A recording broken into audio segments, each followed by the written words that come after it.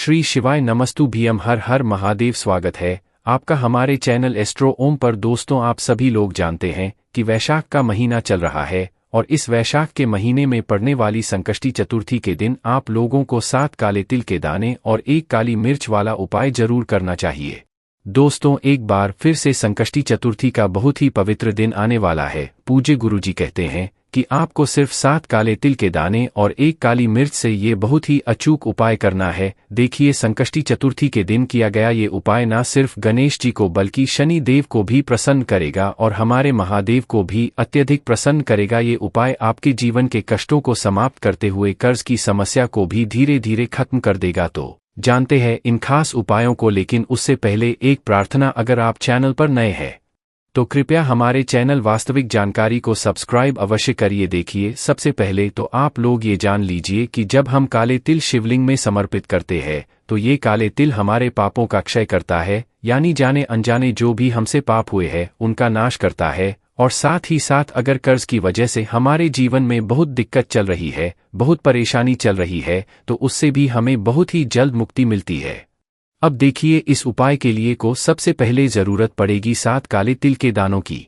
आपको पहले भी बताया गया है कि शिवलिंग में सिर्फ काले तिल के दाने ही समर्पित करने होते हैं।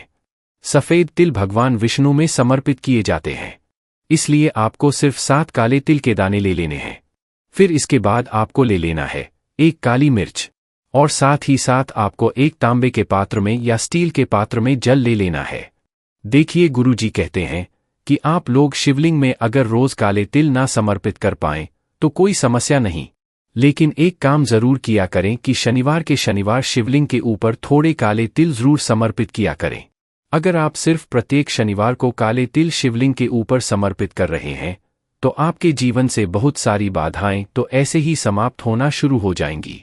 अब देखिए, आपको 7 काले तिल, 1 काली मिर्च और 1 लोटा जल लेकर पहुंच जाना है शिवालय।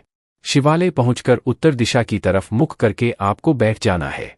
अब उत्तर दिशा की तरफ मुख करके कैसे बैठेंगे, तो देखिए, आप दक्षिण दिशा में बैठ और उत्तर की तरफ मुख कर लीजिए।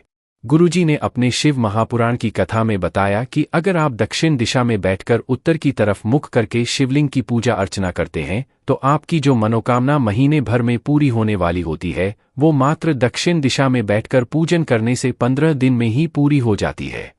इसलिए इस दिशा का बहुत ही ज्यादा महत्व है। लेकिन इसी के साथ पूज्य गुरुजी कहते हैं कि अगर शिवालय में भीड़ है तो फिर दिशाओं का कोई महत्व नहीं रहता है।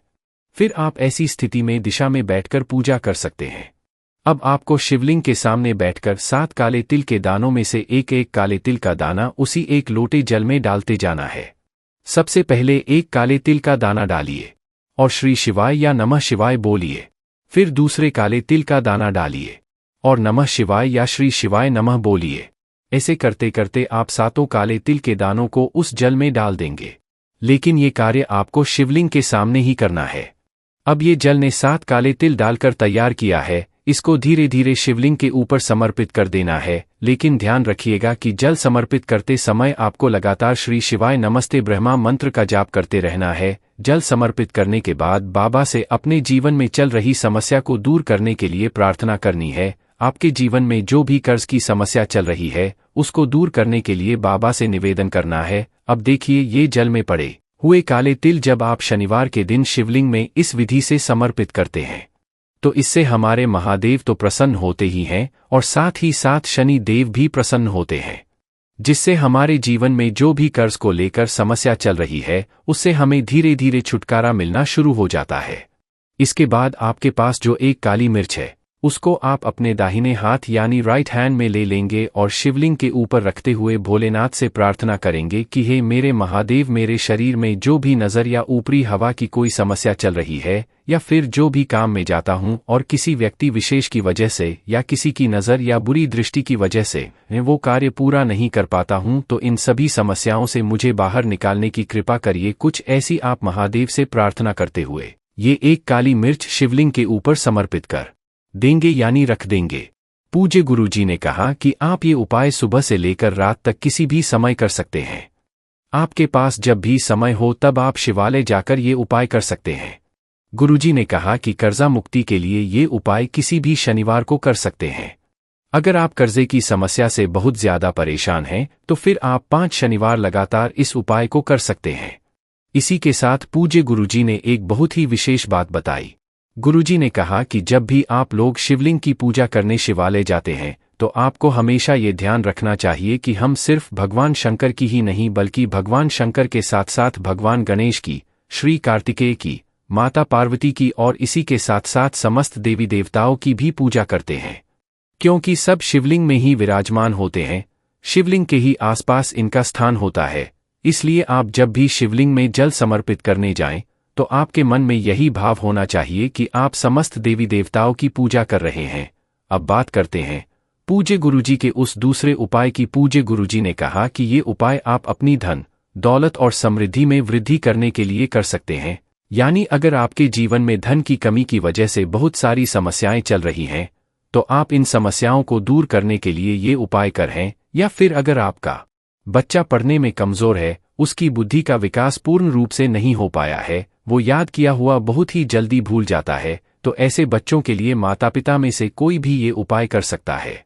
इस उपाय के लिए आपको सिर्फ 4 गेहूं के दानों की जरूरत पड़ेगी और साथ ही साथ 1 लोटे जल की जरूरत पड़ेगी। जल आप किसी भी पात्र में ले सकते हैं। अगर आपके पास तांबे का पात्र है तो उसमें ले सकते हैं, नहीं तो स्टील या अन्य किसी भी धातु के पात्र में आप जल ले सकते हैं। अब ये दोनों सामग्री लेने के बाद आपको पहुंच जाना है शिवालय। देखिए, आप लोग 4 गेहूं के दाने जल में नहीं डालेंगे, गेहूं आपको अलग से ही ले जाना है। अब आपके पास जो 1 लोटा जल है, उसको शिवलिंग में धीरे धीरे समर्पित कर देना है। लेकिन समर्पित कैसे करना है, तो देखिए, सबसे पहले शिवलिंग में जो श्री गणेश जी का स्थान होता है, वहां पर थोड़ा सा जल आपको समर्पित कर देना है। फिर इसके बाद श्री कार्तिकेय जी का जो स्थान होता है, वहां पर थोड़ा जल समर्पित कर देंगे। फिर माता अशोक सुंदरी वाले स्थान पर थोड़ा सा जल समर्पित कर देंगे और फिर माता पार्वती के हस्तकमल पर थोड़ा सा जल समर्पित करने के बाद जो जल बचा है, वो पूरा का पूरा जल शिवलिंग के ऊपर समर्पित कर देंगे। फिर सबसे आखिर में थोड़ा सा जल नंदी महाराज के ऊपर समर्पित कर देंगे। अब आपके पास 4 गेहूं के दाने बचे हैं। आपको इन 4 गेहूं के दानों को ऐसे सूखा समर्पित नहीं करना है, बल्कि इन्हें पहले से ही थोड़े से पानी से गीला कर लेना है। अब ये गीले किए हुए 4 गेहूं के दाने आपको श्री गणेश जी वाले स्थान पर समर्पित कर देना है, रख देना है। ये गेहूं समर्पित करते हुए आप भगवान श्री गणेश के प्रिय मंत्र गणपते नमः का लगातार स्मरण करते रहेंगे। कौन से मंत्र? गणपते नमः। संकष्टी चतुर्थी के दिन समर्पित किए जाने वाले ये 4 गेहूं के दाने ही आपके घर में धन धान्य की वृद्धि करेंगे, आपके बच्चे की बुद्धि तीव्र करेंगे, आपके जीवन में आ रहे समस्त विघ्नों का अंत करेंगे और आपके सारे कार्यों को पूरा करेंगे। आप जिस भी भाव से ये 4 गेहूं के दाने में श्री गणेश जी वाले स्थान पर समर्पित करते हैं, वो भाव श्री गणेश जी और महादेव की कृपा से बहुत ही जल्द परिपूर्ण हो जाता है। इसलिए इस संकष्टी चतुर्थी के दिन आपको ये उपाय जरूर करना चाहिए।